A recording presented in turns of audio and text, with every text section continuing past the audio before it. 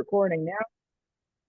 Oh, so it says it should be recording. So I don't know Right. what happens afterwards, if it downloads it or what, but we'll It's either it might record it to your computer or it might record it to the cloud. And if yeah. it does that, I'll send you the link to it. Okay, thank you. Okay, cool. Yeah, well, thanks for doing this. And I got a lot of questions for the interview, but hopefully it's not too much and like we'll just try and do some of it. Basically, it's for like a philosophy class.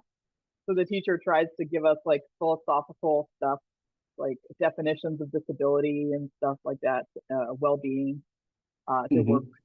So we're supposed to come up with like at least some like relation to the course, maybe with the definitions of disability and well-being. And I did come up with other stuff, but we'll just see how much we want to do, I guess. Yeah. Okay. Okay. But basically, I was going to ask you.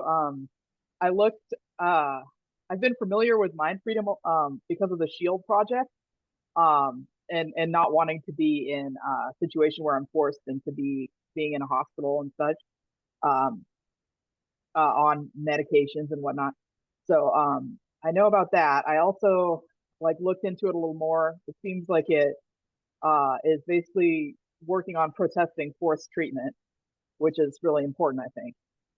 So I was just going to ask, and that's maybe through protests and other resources, but I was just going to ask, what is like, is that basically MindFreedom's mission, or what is your mission specifically as a legal advocate, or are you working as a legal advocate, and like what activism, is associated with either MindFreedom or with your work? You might want to something like that. Just So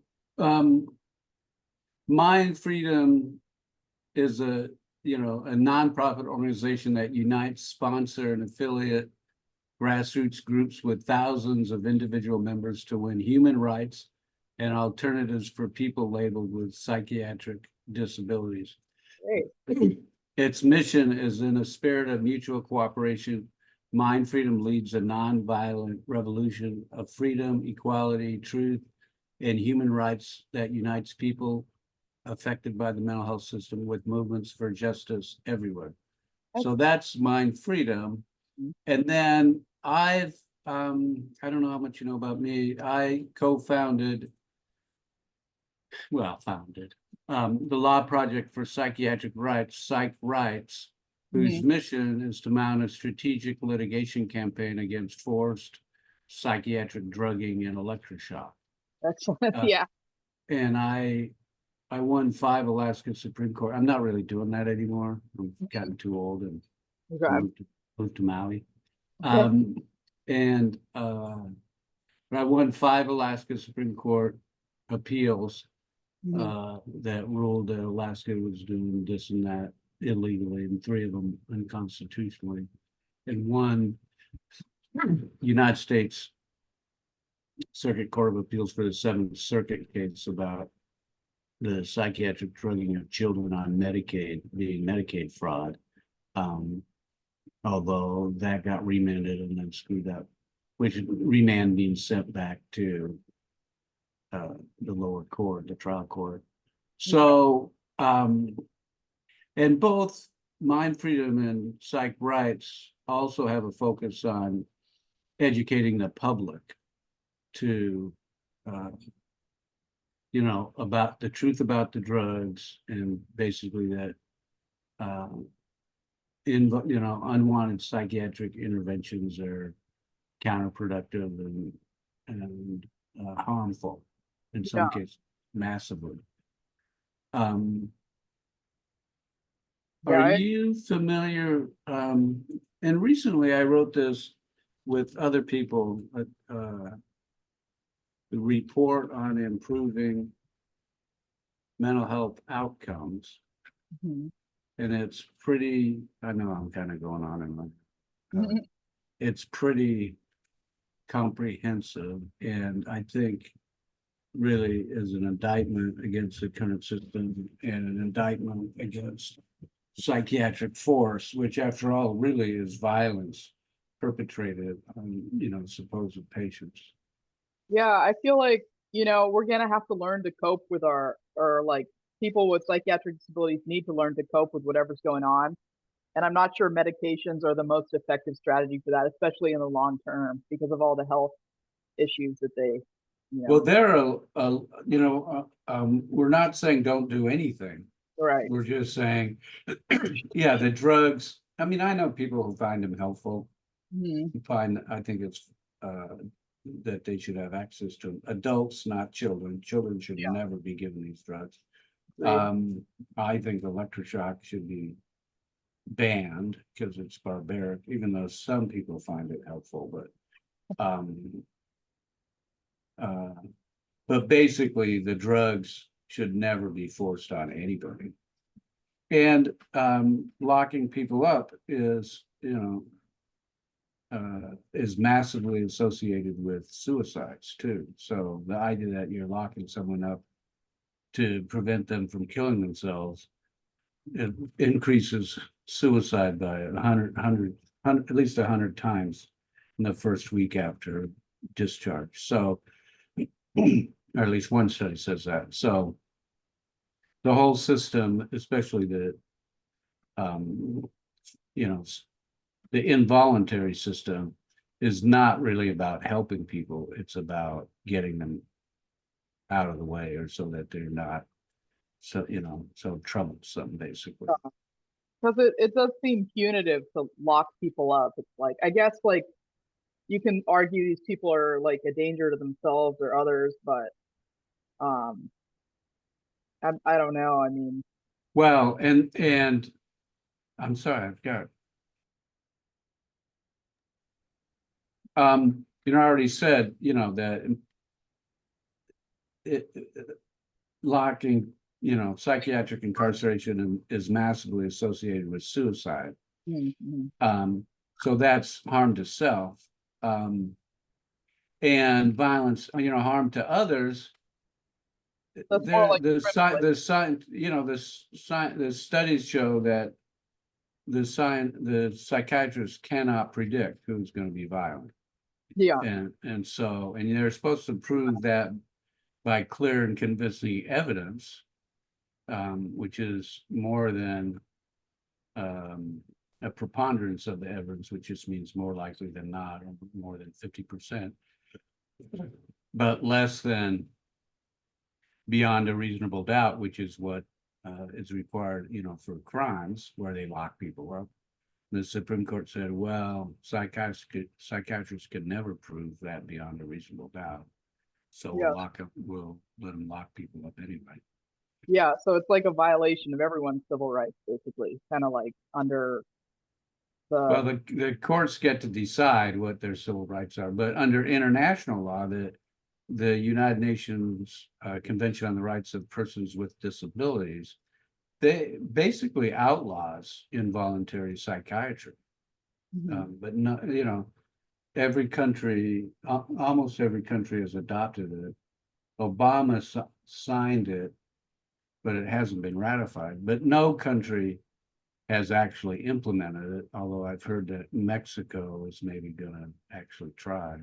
That's cool. I wanted to ask you, uh, it's kind of like I wrote like this question's kind of too long. I'm gonna try to make sense of it. So it's about like definition of disability and like what ways psychiatric impairments may disable people. Is it a medical problem or is it a problem of exclusion and stigmatization? Or is it a problem maybe of a failure to take into account human variation? Other things like, is it just a difference? Is it about inability? Or is it a negative, or maybe it's a positive, or should we be proud of it? Those are all like different perspectives. Um, for me, like I was thinking that disability is kind of like psychiatric disabilities are kind of more like social and political constructs in a way. They're more like cultural constructs, but I know there are real difficulties people have. But it was just kind of like to maybe brainstorm what you might think. Like, So I've always objected to the idea of that people that get diagnosed with a mental illness are disabled. Um, the CRPD, the Convention on the Rights of Persons with Disability, it uses the phrase psychosocial disabilities, I think. And that's kind of become the way that it's referred to. But I think, unlike, say, someone Physical that's impairment. born, with some physical feature that, so that, say, they can't walk, or David Oakes now, I don't know if the founder of MindFreedom, who fell off a ladder, broke his neck, and was a quadriplegic. Oh my God.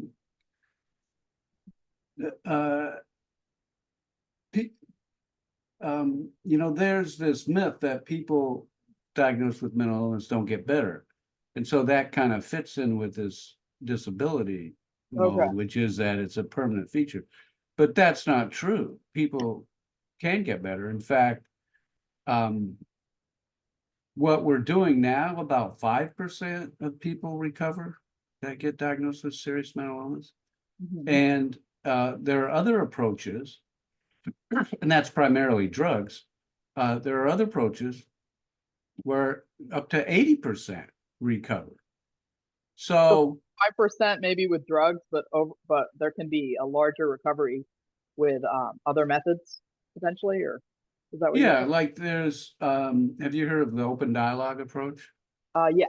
Yeah, I've gotten this report that I put in the chat, and you can save the chat if you want. Oh, okay.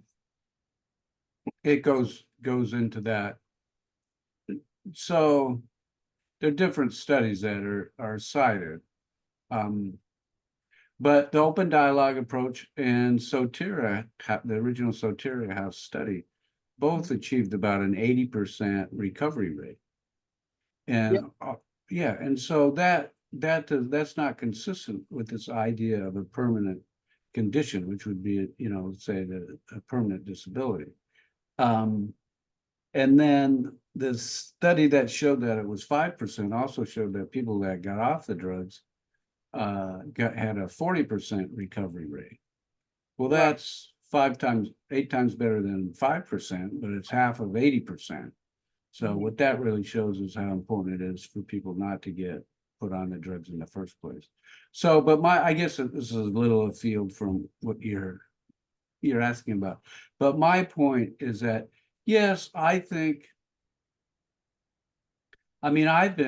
let's say psychotic, Me and too. I Anytime. got, right, I gathered that. I got, well, and I got locked up, and I was lucky to escape being made permanently mentally ill by the system.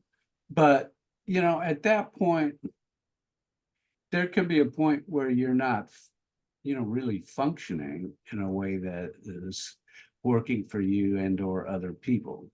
So you could say that's, is that a disability? But it's not permanent. It doesn't have to be permanent anyway. So, I think that's my fundamental response to your question, is that yes, some people get get to a point where they don't function well for themselves or in society in a way that society finds acceptable. But Right. that doesn't have to be, that's not permanent, or shouldn't be permanent, for most people. And therefore, does that even really qualify as a disability? Yeah, I don't know. I know in class we talked about like permanence and like what like kind of like how permanent it needed to be maybe to qualify. But I can't remember that stuff because like the focus wasn't so much on that. But so I would have to like, what did we even talk about regarding permanence? But it's not supposed to be like the flu or something you can just get better from. So we did talk about like it can't be like an injury that you just heal from, to be considered a disability. So I So think it so might. I've always objected to this idea of that people diagnosed with mental illness are, quote, disabled. Mhm. On the other hand, the Americans with Disabilities Act requires reasonable accommodations to, for people that have difficulties. And I think that's a good thing for people diagnosed with mental illness, because, that can be very helpful for people to, um, get along in the world better.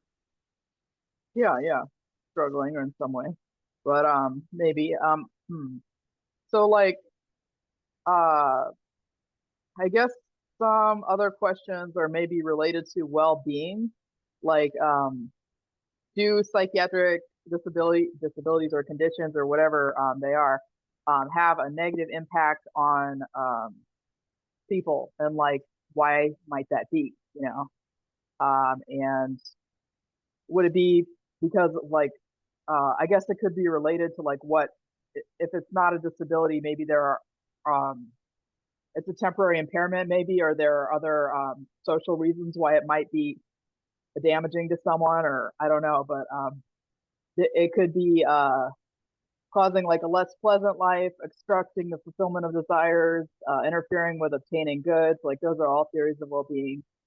So, and then like what would Mind Freedom do to help with some of the negative impacts that it could cause? Those are like the, yeah, kind of very tangential. These are the longest questions. So, um, I'm kind of spaced out the first part of your Oh, it's question. okay. I had a response. Yeah. So it's like, do psychiatric disabilities have an, or maybe they're not Oh, disabilities. yeah, the negative aspects of it. Yeah. So I think there are two pieces of that. Hmm. One is the actual difficulties that people have, and I call it getting along in life. Are you familiar with Thomas Szasz? Yeah. Yeah, so he called it problems with living. Hmm. So there's that aspect of it. Hmm. Um, but then there's, what's called stigma, Yeah. which is the very negative uh,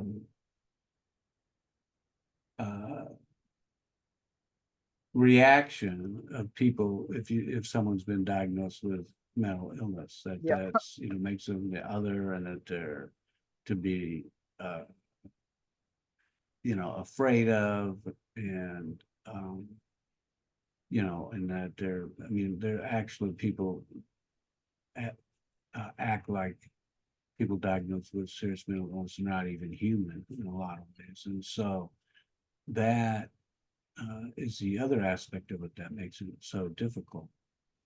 Hmm. Um, and there are lots of things that can be done to help people. And then this report on improving mental health outcomes, that we have a lot of stuff in there. But, for example, you mentioned open dialogue, and then there are peer respites, that allow people just kind of a place to go to where they can be crazy without getting into too much trouble.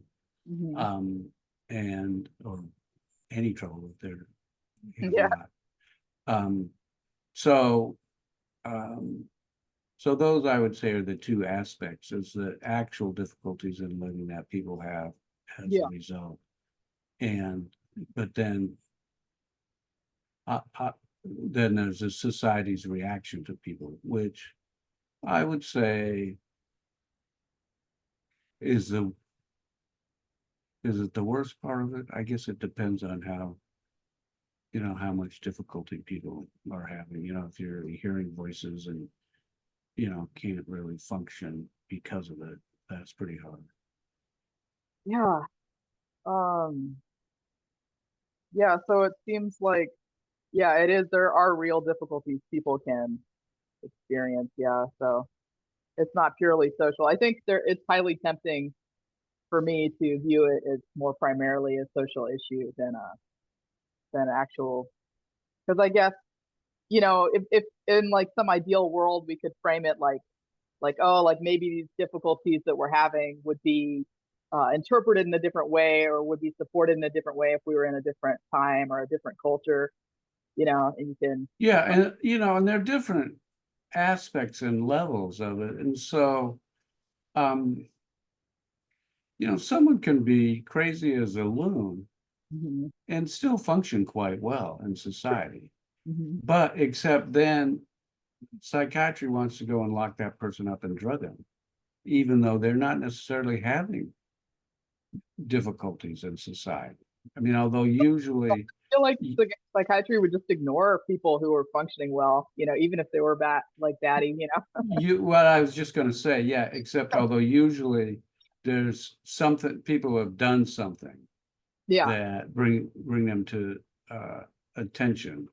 Hmm. Um, but even when they're like so kind of through with, let's call it a phase, if they have these beliefs that are considered crazy, or experiencing, let's say, voice hearing, then that's seen as something that has to be tamped down on with drugs, even though they may not really be causing that much of a problem. Yeah. So I guess those And people might have to hide that if they didn't want to be, well, in the current system, yeah, I mean, yeah.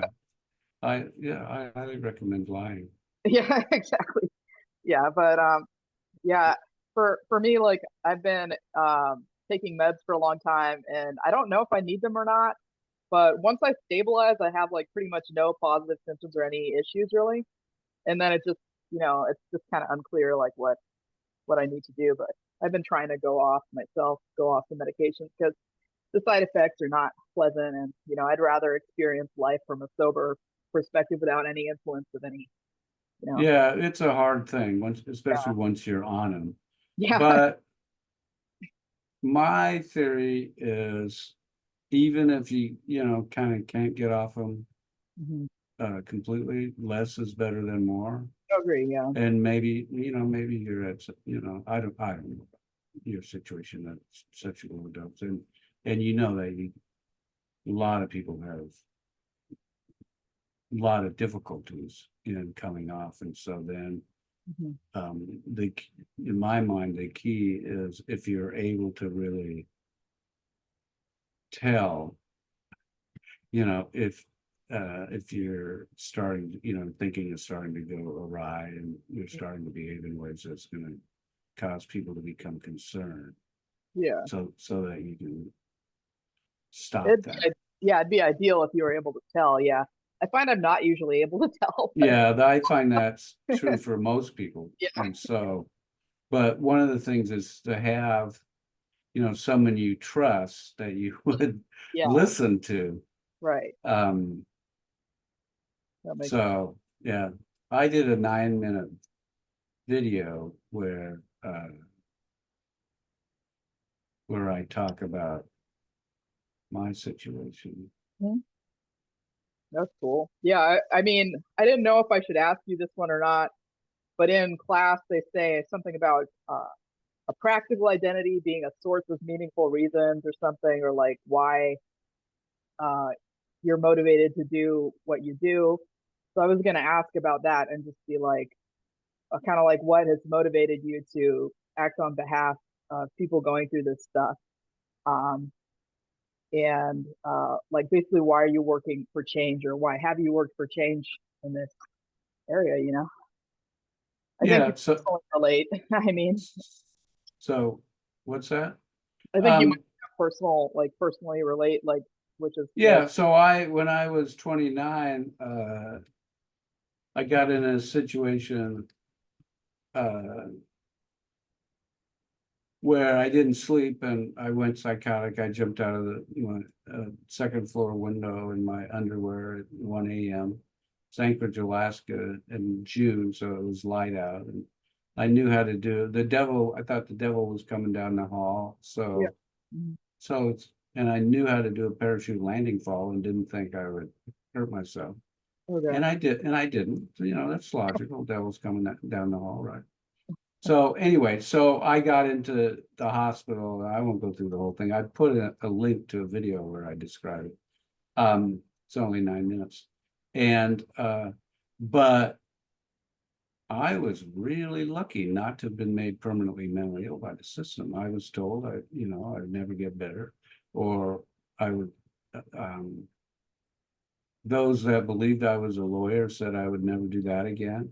Mhm. Um, and But like, how do they basically tell you, oh, you need, I mean, they did that to me. They said you need meds for life. So you correct. basically have to find some other way to not believe Yeah, that. that right. And so you'll never be able to function well enough to be a lawyer again. Right. So and that's what the system does is it, makes that true for a lot of people. Like, let's say 70, if the 5% recover under the current system and 80% could recover under a different approach, then they're making 75% permanently mentally ill by what they're doing. And But scary. so I escaped that fate, and then that really changed, my outlook, and I felt like I wanted to help other people who weren't so as lucky, Yeah, as lucky as I, and to try and help people to also, escape. good. Yeah, I think mainly they just scare people. Like they just tell people like you're gonna be like so out of control if you don't take these meds for the rest of your life, and like you're gonna need, our interventions or whatever for the rest of your life.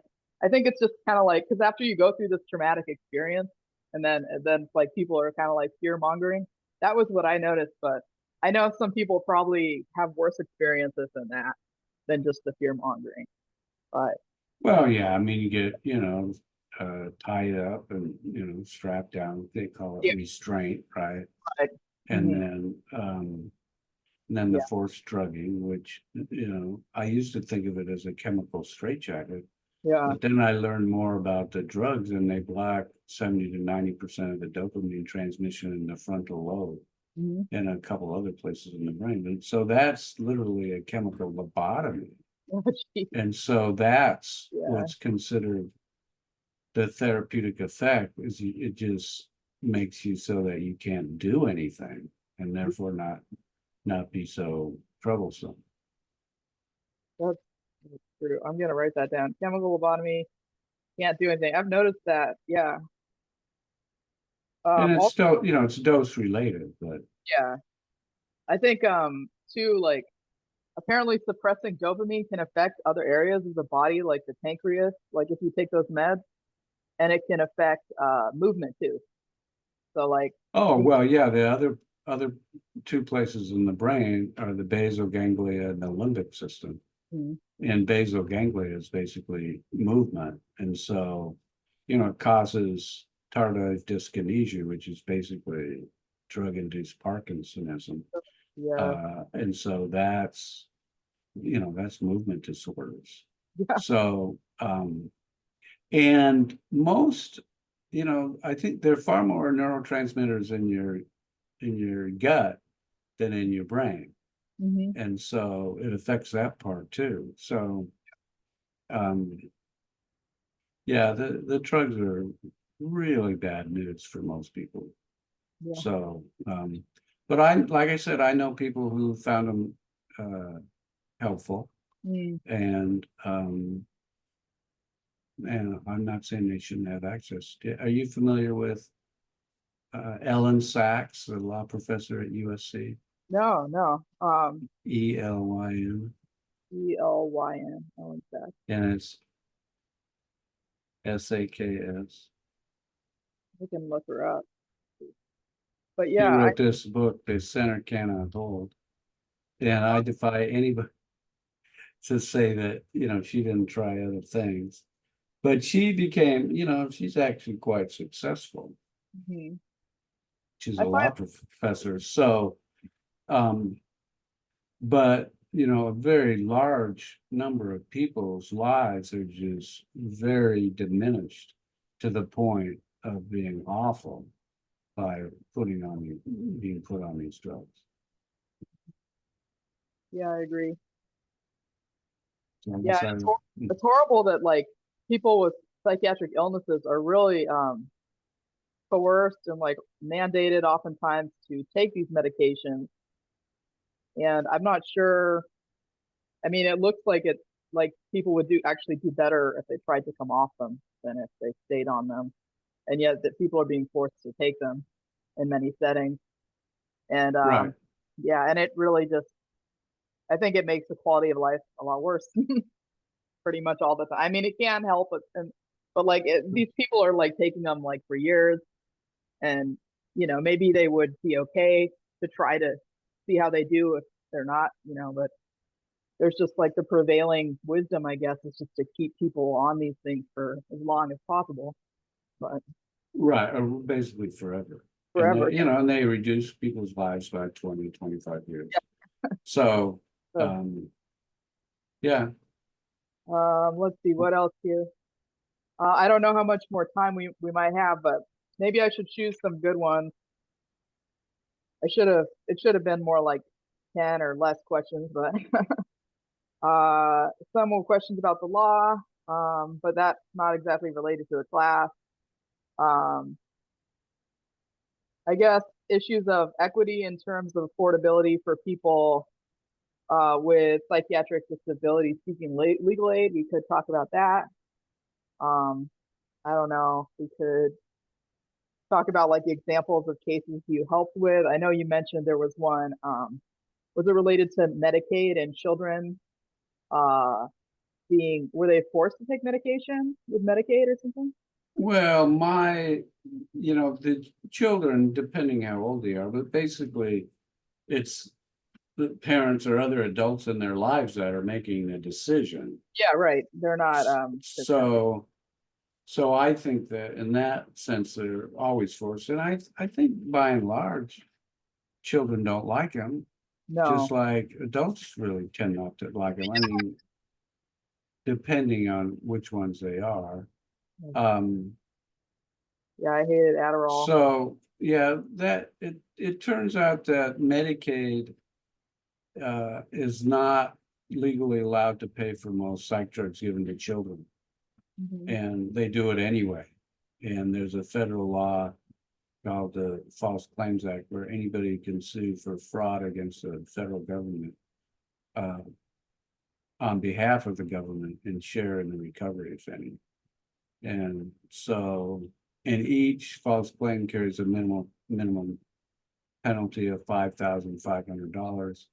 And each, we could have been transcribing this. Is it? It's recording, right? Yeah, it's recording.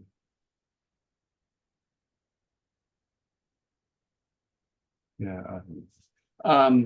So, so we developed this form lawsuit because and each prescription is a false claim, and any prescriber worth their salt would have done at least 1,000 of those in the 6-year statute of limitations, and that's $5.5 million. And the idea was to scare, to get bankrupt one or more these prescribers and scare the shit out of the other ones. But we haven't gotten to the finish line on any of these lawsuits. Mhm. So yeah, I mean, It must be hard to support to work this way because I mean, I guess if you win, like you said, you can win an amount back, but like people aren't necessarily going to be paying upfront for any services, right? If you're well, I was in a position where I I didn't really need to make money, yeah, so I could do it. Yeah, don't and it was basically trying to help people from being psychiatrically incarcerated and drugged against their will.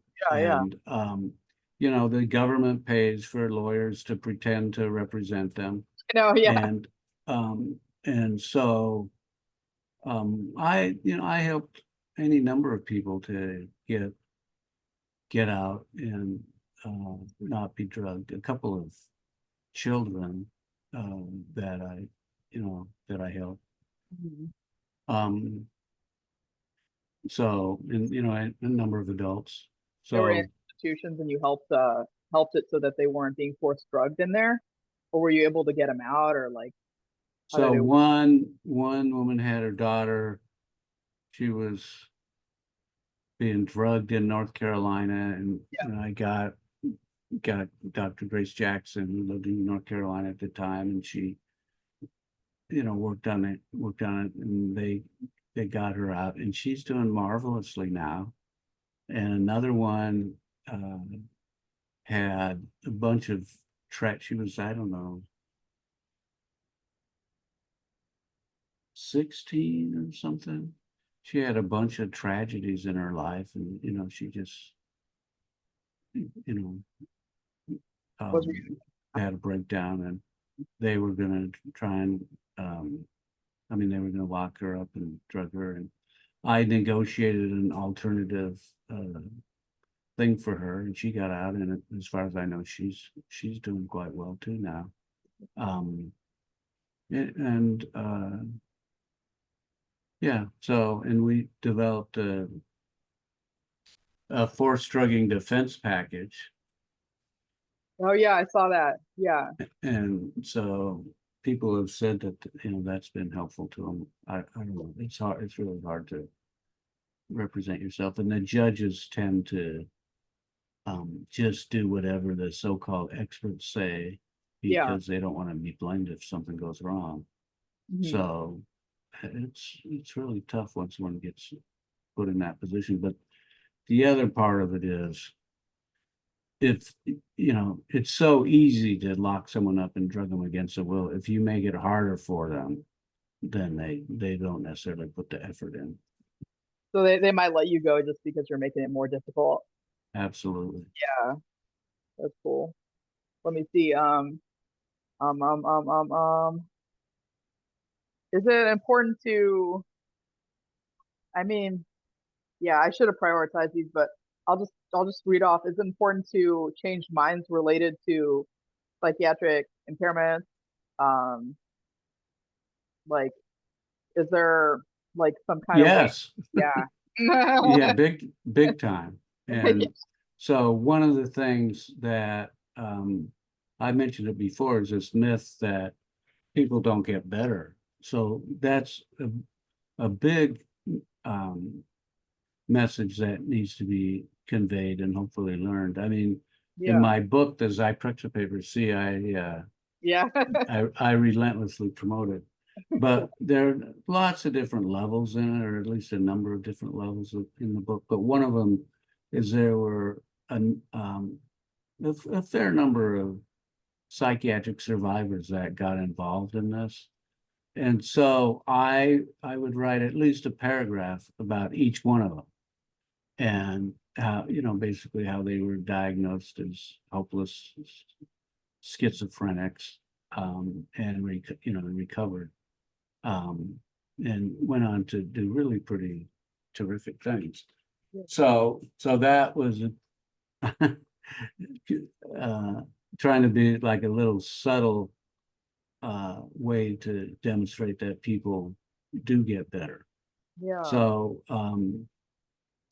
that, I think, is a big, a really important thing to try and change people's beliefs about. And the other, there's a society that people with diagnosed with mental illness are more dangerous. And that's basically not true, except that the drugs actually make people more dangerous, both to themselves or others, and that's very demonstrated. So, I mean, our system is insane. Yeah. Um, Uh, uh, I was wondering, like, what's the biggest, like, is there like a big problem in the law right now for people with psychiatric disabilities with like conservatorship or like forced mandates or like different? so I wrote this law review article, Involuntary Commitment and Forced Psychiatric Drugging in the Trial Courts, Rights Violations as a Matter of Course. Yeah, yeah, So in terms of this, the psychiatric incarceration and forced drugging regime, no more than 10% of the people that get locked up actually meet commitment criteria. And if because they have to prove, if they're doing it correctly, they have to prove that the drugs are in the person's best interest and there's no less intrusive alternative. Forced drugging is never constitutional. So but it's rampant. And the reason is that people's rights are just uniformly violated. So, and that's because, I mean, there are any number of reasons, but the best, I mean, I think there are two ways to fix it, but the most important thing is changing people's attitudes, but people don't get effective representation. Oh, I agree. Yeah. Yeah, I mean, it's not even close. I mean, in Anchorage, they had these commitment forced drugging hearings on Tuesdays and Fridays at 1 in the afternoon. They'd have maybe 5 petitions filed Tuesday morning, and that would be assigned to one public defender, and they would have the trials on them, all 5 of them, that afternoon between 1 and 4:30. Everybody would get locked up, and all the respondents would get locked up, locked up and drugged against their will if they had a forced drugging petition against them. The judge got to go home for dinner, the lawyers got to go, the psychiatrist got to go. They don't have to do any work, really. But the respondents, the so-called psychiatric patients, all were locked up. And so the idea that you can have any kind of effective representation in that regime is a joke. And so I think I said the purpose of psychiatry in the force system, is to make people less, so that they're not, troublesome anymore. And the purpose of the lawyers in the system is just to check the box that the person had a lawyer. Yeah, exactly. Just so they're not, yeah. I mean, well, the courts have ruled that people are entitled to a lawyer. Right. So yeah, we check that box, but the representation is at best ineffective, but lots of times the lawyers are actively working against what their clients want, which is a violation of their ethics, as is even agreeing to represent people under such circumstances, because you're obligated to provide effective representation, and they don't. Exactly. Yeah, this is going to be really interesting, like writing up on this. The teacher will be impressed for sure. It'll be interesting for me. But I was just wondering, okay, what else should I ask here? Um, so I guess psychiatric disabilities can prevent someone from advocating for their legal needs, as we were talking about. That is a problem. Okay.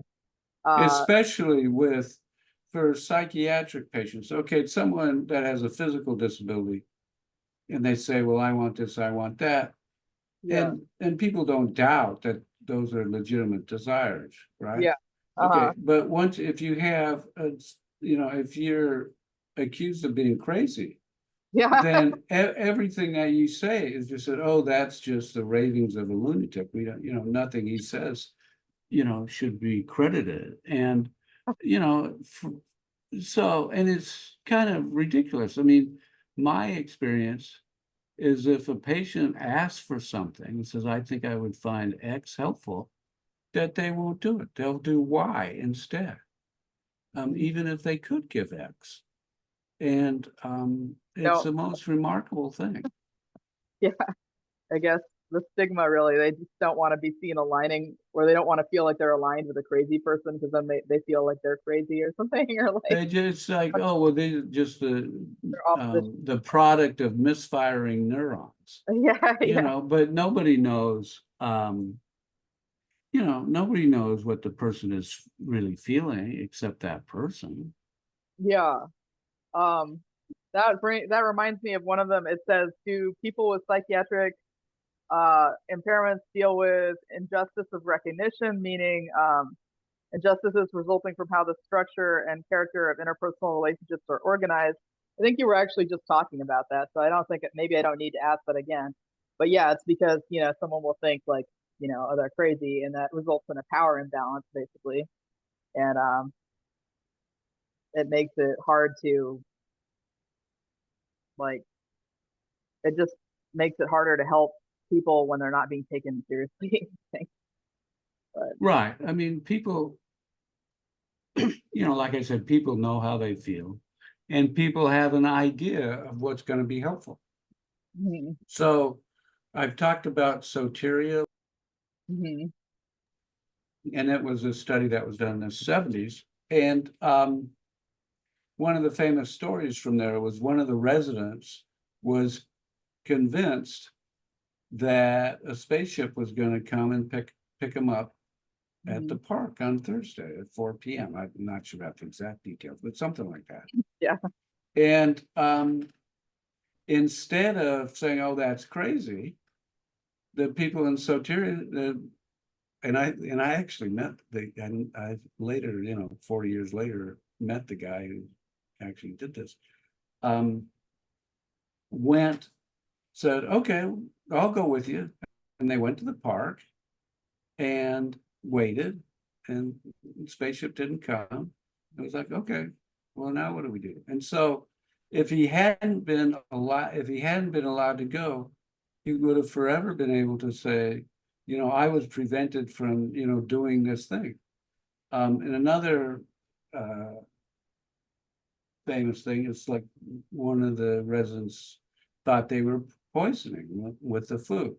Mhm, And so they said, okay, well, let's go to McDonald's, you mhm. know, and that was acceptable to them. And so, um, so those were two cases where it wasn't,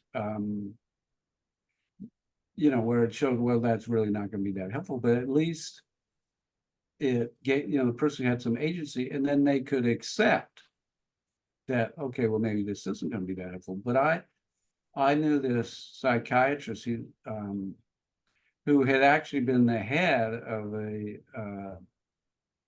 psych hospital in New York, and then he became crazy, and Yeah. he was locked up. And Mhm, what helped him was playing the violin, mhm. um, and that really helped him get through it. And so you just don't, you know, don't know, but it needs to be a collaboration rather than a top down telling the person, you know, well, well, I know best. This is what you need to do. Yeah. Um, yeah, because I think sometimes it can be like well, there can be like social problems and stuff, and like if people are respecting someone going through that kind of crisis, it can help rebuild someone's like sense of self and like sense that other people are good, kind of. I don't know, but So, and that's why, you know, peer support, mhm, you know, peer respites, and yeah. but you know, let's just generalize it as peer support can be so effective, is Mhm, that people who have gone through the kind of the same thing have a way to relate. Um, and now the peer support, you know, kind of approach has been co-opted and corrupted by the system. But the idea there is that it's totally that there's no hierarchy, that one person isn't the expert and the other person is, you know, to be taught. Um, and um, one of the keys is just not to be so, you know, upset, you know, when you to be around someone who, is saying, crazy things. I mean, it's like, so what? And or believes, things that no one else believes. Mhm. So, I mean, and Lauren Moser, the guy who did the Soteria study, he was a chief of schizophrenia research at the National Institute of Mental Health. Mhm. And he told me, and was beloved by psych survivors, but he would tell me that the kind of that, he wanted empathetic staff members. They didn't really do peers per se, but he actually liked people who were familiar with, who had been on street drugs, because they knew what it was like to be psychotic. Oh yeah, yeah. So, and then he testified in one of my cases, and I asked him, well, have you been around, people who are psychotic that aren't, aren't medicated? And he said, oh my Lord, I've been around more unmedicated psychotic probably than anyone alive today. Mhm. And I find them among my most interesting customers. And so that's kind of the attitude that is really good, is to just not be so upset about someone who is expressing beliefs that, you know, let's say are called crazy. And But the other is to be, is that people need time. In our society, there's no time allowed. So you've got to bang, get this person drugged up and out the door in a mhm. lot of places. And people need time. And the two most important things for recovery is hope and someone that believes in you. And that's, um, and the system is just the opposite. In fact, I consider that, there's a big sign on the entryway to the mental health system: abandon all hope, ye who enter here. Mhm. And that's what they tell people. And it's very counterproductive. Yeah. Um, hmm. What about like mad pride? Do you think like that is like it's good to be positive about like your differences? So I personally am not a big fan of that Yeah. for myself. Uh-huh. I But I know people that are, and the point, at least one of the points is, look, people are different. And Yeah. just because they're different doesn't mean that that's bad. Mhm. And in fact, there's kind of a, pretty, I don't know how strong correlation between madness and genius, Mhm. or madness and creativity. Yeah. And so yeah, I think there's some positive impacts on it. I what I say is, being half manic ain't all bad. Mhm. It's not all good, but it ain't all bad. Yeah. So yeah, the key, I think it's just hard. I think the phraseology is something that turns people off, mad pride. But Mhm. the idea that, there are some positive things about it, I think is good. And, um, and my view is that, people that become psychotic, go crazy, that it's because of what happened to them. And in fact, the Hearing Voices Network, are you familiar with the Hearing Yeah. Voices Network? Yeah. Yeah. Uh-huh. Yeah, so their approach is not to ask what's wrong with you, but what happened to you. And Mhm. that's my experience, is that people will say that things happened in their childhood that they feel set them up for problems, and then something more recently happened that drove them over the edge. Yeah. So, one of the things is, there's this, huge propaganda that what gets diagnosed as mental illness is some kind of physical thing. It's a brain defect, a Mhm. chemical imbalance, which they now say they never said. but Mhm. they're still saying it.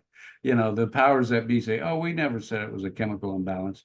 Yeah, And they, you go into a psychiatrist's office and they will often tell you that you have a chemical imbalance yeah. to this day, even though it's been repudiated. So they've never proven that there's ever been, they've never proven that there's some kind of physical defect um, that causes people to be, become mentally ill, Yeah. and but that doesn't stop them from saying it. In fact, are you familiar with the hunger strike, the 2003 hunger strike that MindFreedom did? I don't think So in 2003, they had a hunger strike, and they a fast for freedom and mental health, and they asked the Surgeon General,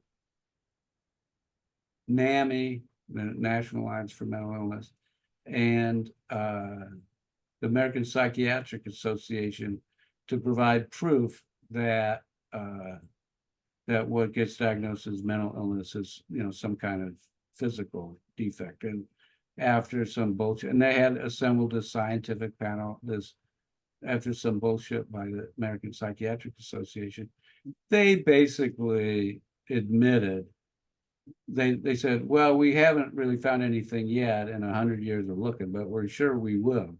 In other words, there's got to be a pony in here somewhere. And NAMI said, oh, you guys are being very uh,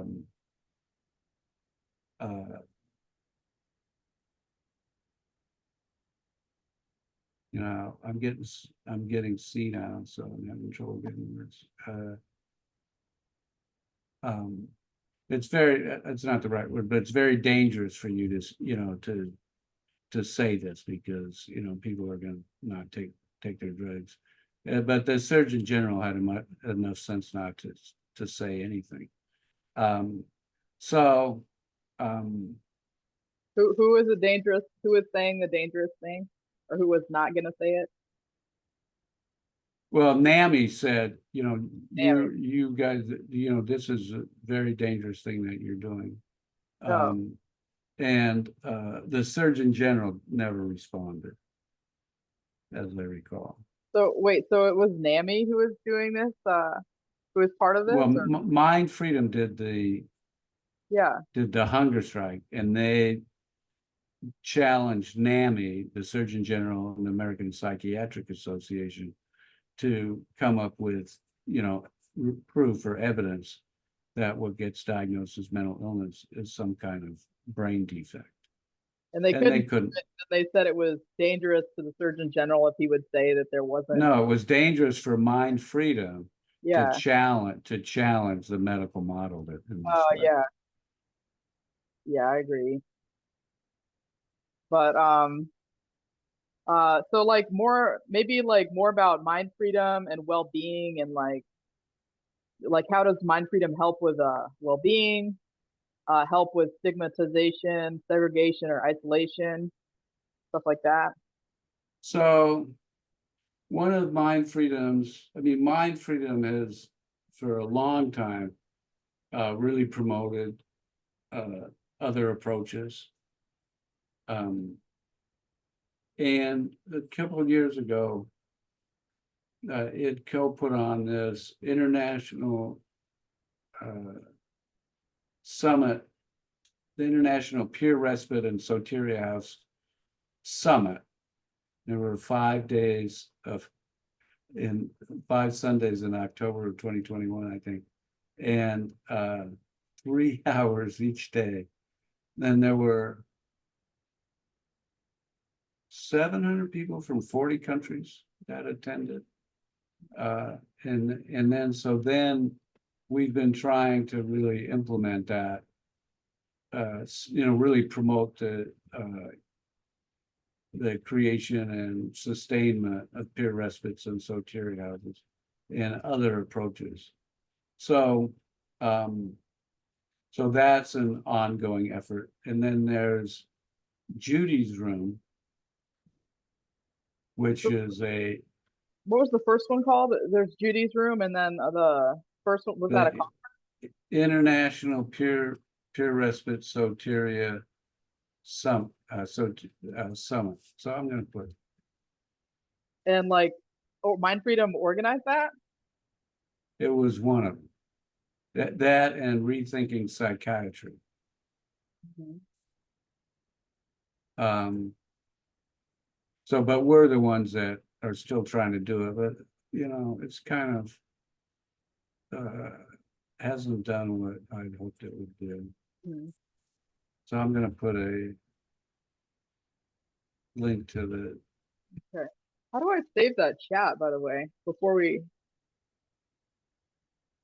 so you're on your computer, right? Yeah, yeah. So if I click something, will it tell me? So down at the bottom, do you see three little dots down at the bottom Yeah, yeah. on the right? Mhm. So if you click there, one of them will be a save chat. So that it'll email to me or something? The chat? No, it should show up as a text on your computer when we close. Okay. All right. Hopefully it will. Yeah. If not, I can email it to you. Okay, cool. Thank you. Yeah. It's just kind of exciting.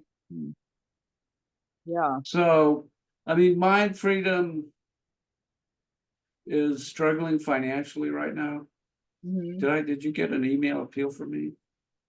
I don't think. So maybe I didn't put you on the list. Mhm. But so David Oakes, who was founded at 33 years or so ago, and about 10 years ago, he fell off this ladder and broke his neck, and so ever since then, I mean, I thought it was going to fold, but the board really stepped up, and it's right now it's in really pretty serious financial straits, and so which really limits what it can do. Mhm. So, but it does, it does what it can on individual and systemic level. Yeah, because I know I saw someone was in the hospital or something, and a lot of people like called and tried to organize for him to get out, kind of just like through the power Yeah, of like, the MindFreedom Shield program. yeah, yeah. Mhm. Yeah, and you talked about guardianships. That's another place where people's rights Mhm. are just trampled over. And Oh the Britney Spears situation kind of brought more public attention to it. yeah. And Mhm. there's a MindFreedom Shield alert right now for Don DeZuba. And so it varies by state, but in Missouri, where she is, the guardian can agree to put her in a psych hospital. And so then because the guardian has been granted the right, the right to make decisions. So Don's decision-making rights have been transferred to the guardian. So when the guardian said, put Don in the hospital, then that's considered voluntary. Mhm. And then when the guardian says, and drug Don to the gills, that's considered voluntary, even though Don doesn't want either of those things. Terrible. So, and it's the guardianship system may even be worse than the psychiatric, the regular involuntary commitment, forced drugging. I have a friend who's Um, bored of the state right now. I just talked to him last night, and he was like doing okay, I guess, but yeah, he's just living in a large group home, taking medication, and he says weird stuff to me sometimes, like he's not allowed to work or something, or like I don't know, just like I'm not sure the details of his situation, yeah, but it could be, I mean, in this report that I think it's the first read, we talk about how the most important thing is for people to have housing. Mhm. And I mean, well, the three things are people, place, and purpose.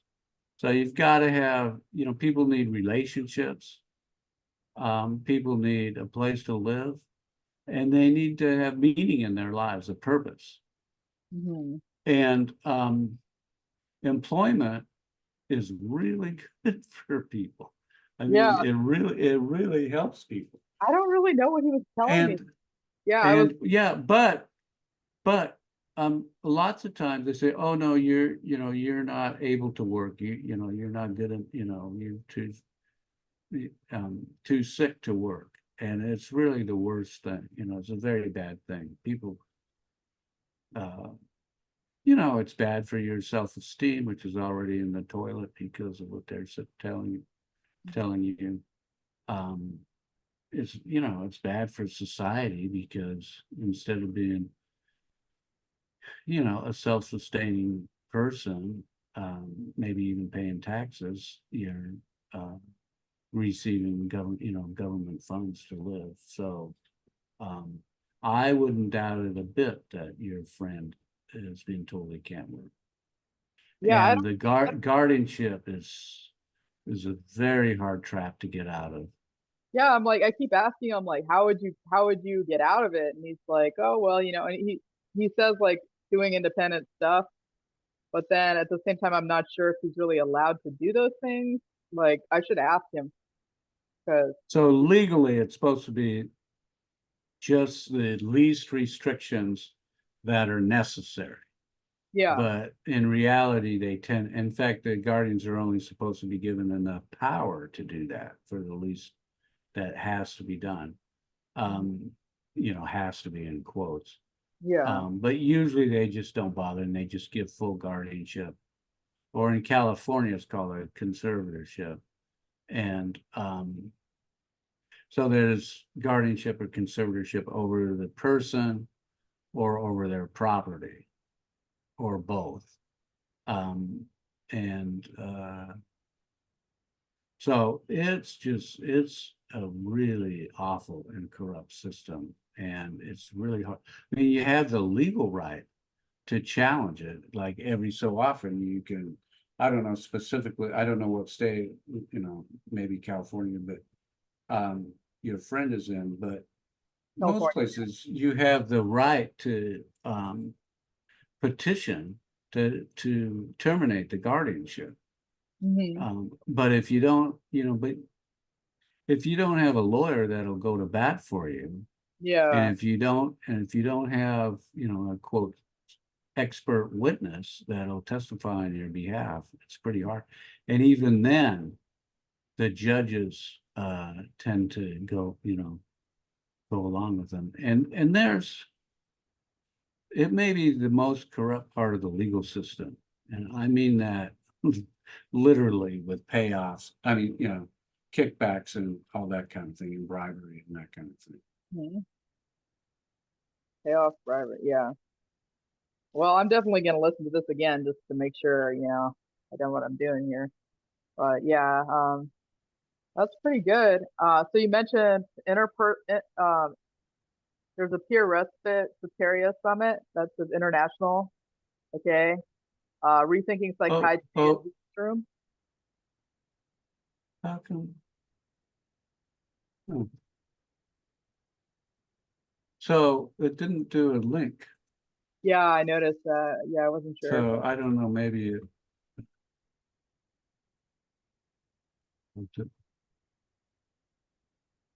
yeah, rethinking psychiatry. Huh, well, that's weird. Yeah, I don't know why it's not linking. That's odd. You Oh, huh. go to like soteria.org and try to find it. Yeah, you could do just to, if you copy and paste that in, it should do it. But Okay. some weird, It's not getting the formatting or something. there's some weird, uh,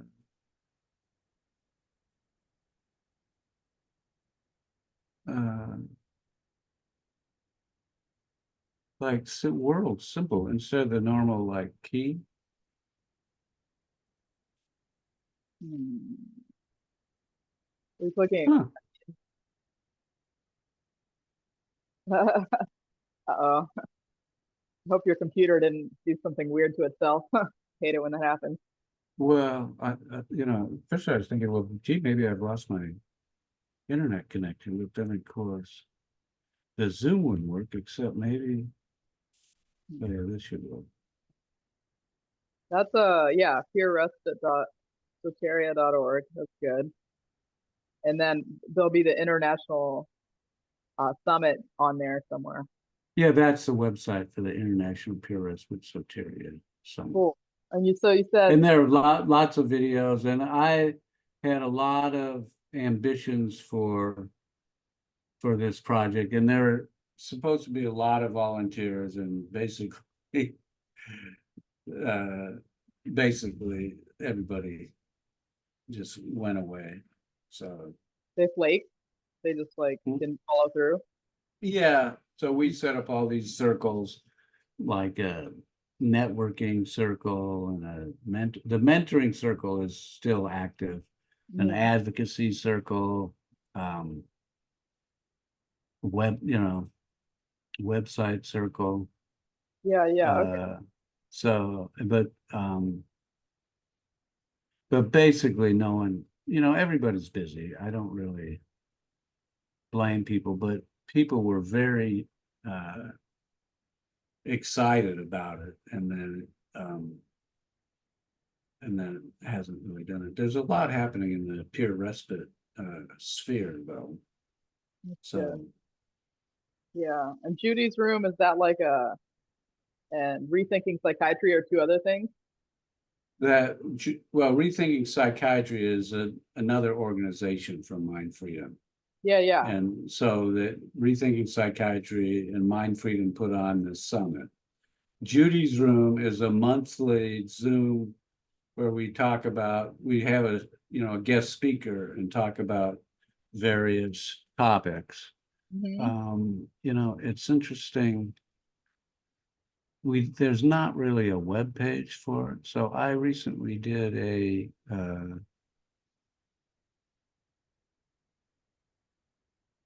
like a summary, and I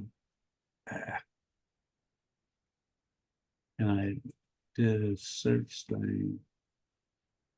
I'll let you check where that is, but I was wondering, what was I wondering about now? Oh yeah, how is MindFreedom like connected? Like it's psychiatric survivors in like a network, or just like you said, or other organizations connected, like other advocacy groups and stuff. Well, we have affiliates, Affiliates, and sponsors. sponsors, and then peers. Well, and members. Sponsors and members, yeah, not peers. So let me see.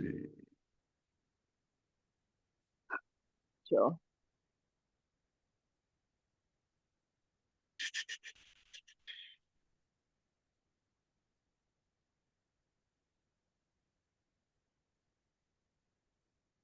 So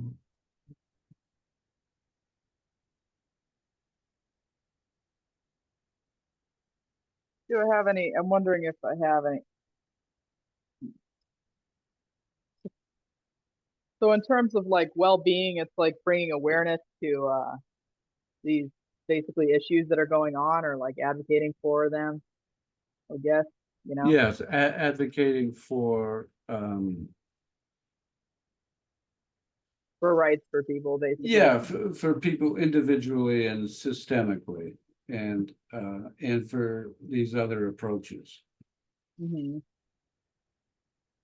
So they can have like things like autonomy and choice and freedom and stuff like that. Basically, like Right. that's what yeah. So that would be more like, for the philosophy, it'd be more like about there's like a theory on well-being called objective lift. It'd probably be more about that, I'm guessing, like, because it's not about making sure people have more pleasurable lives. It's about like their needs for these goods. Yeah, so people, yeah. Yeah. Or another term for it maybe is agency, is Ag- that people's agency should not be taken away from them. And it's not allowed under the CRPD. So all of this stuff is basically a violation of international law. So, and recently kind of hooked up with the independent living movement. Mhm. And there's, in fact, the next Judy's room is about that. Mhm.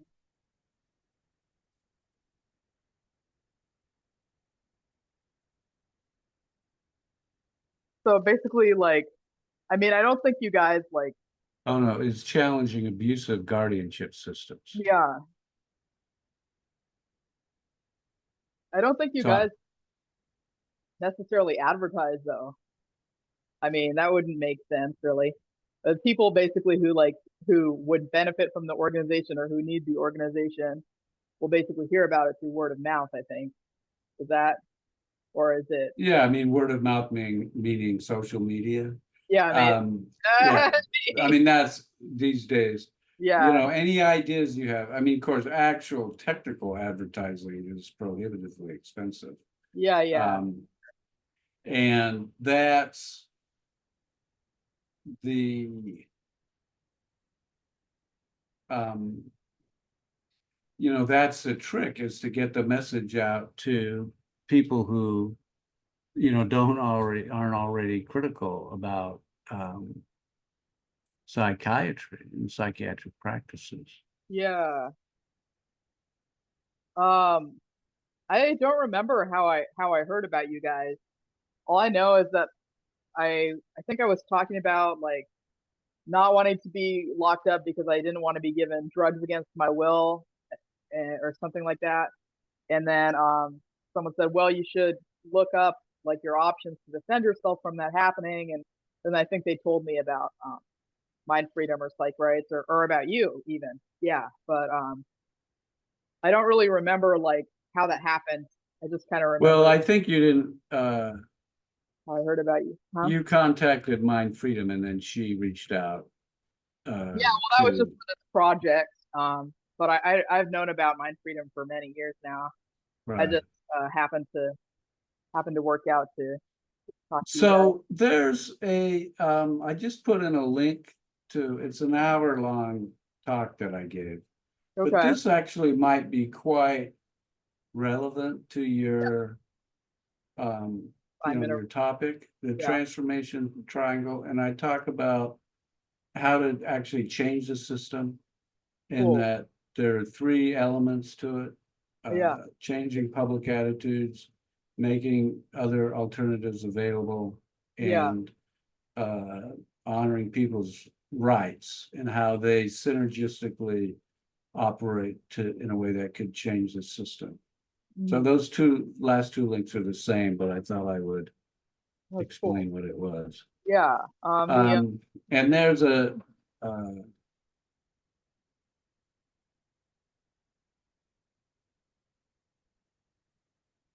paper on the transformation triangle I Okay. wrote in 2005, Cool. which I think, I was alive. No, just uh, kidding. A lot of my huh? classmates are like just born in 2005 or something like that. Yeah. All right, tell me how. So, but I think yeah, that's interesting. I Mhm. think it holds up. That's good. Yeah. So, and your professor might be, uh, here's a law review article. I, I mean, it's a lot of reading. I would do the, You watched the video? yeah, or the paper, whichever is easier for you. But a I lot to say. my last I think we've covered a lot. I guess my last question would be about like, well, it's not really that important either. You don't have to do it, but it's I'm wondering about like legal definition of like a psychiatric disability. You know, that might it's like we don't have to discuss that. Well, I think there are different legal definitions for different purposes. So in order to be, um, locked up, as a result of, a mental illness or mental defect or mental disorder, you're a danger to self or others. Yeah, So yeah, that's that definition. For right. the ADA, you might look, I'm not that familiar, but the Okay. ADA has, The ADA has one. I can try and look that up. yeah, let Um, me just see. I was wondering too, so what do you think about, Okay, so the ADA has a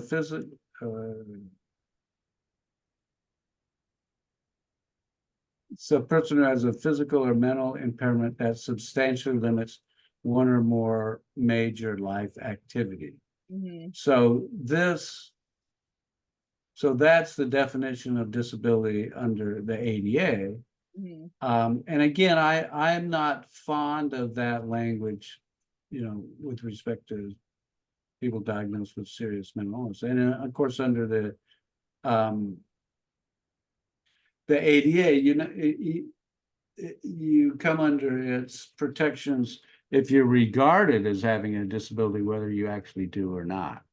Yeah, yeah. So, And I guess my last question was, do you mind if I let my mom in real quick, or we need to go?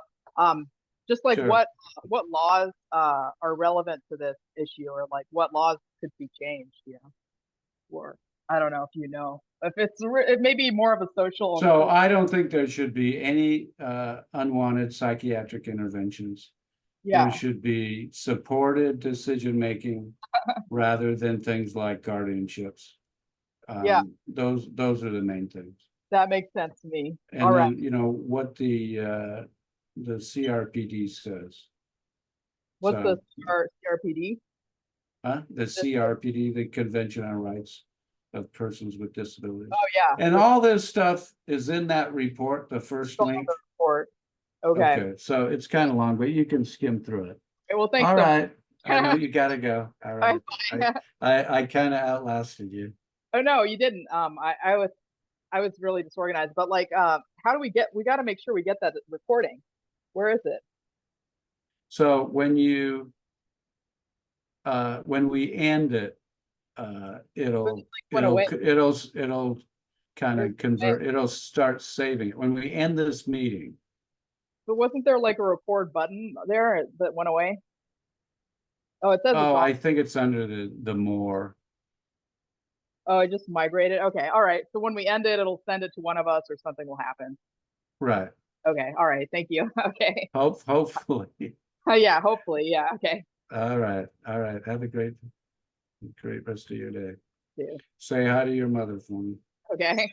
Hi. Okay. Should I stop it or what? I'm gonna stay until you leave. I've saved the chat, so Okay. All right. bye. Take care. You too.